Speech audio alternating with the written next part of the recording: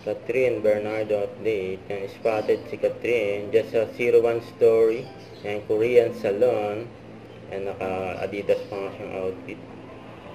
Yan, pakasama rin niya sa picture yung may-ari ng 01 story Korean salon. Yan pa nga niya her new look ni Catherine. Bagay bagay na bagay kay Catherine. Ang ganda ni Kat. Paghahanda na yan para sa mall tour nila ni Alden Richards.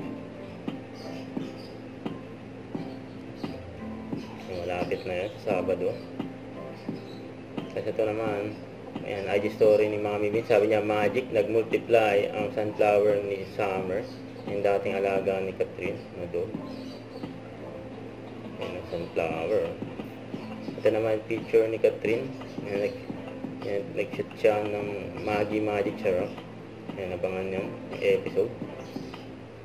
Huwag kalimutan mag-subscribe, click ang notification bell for more update. Ito po ang Richard Reaction Vlog. Bye guys, thanks for watching.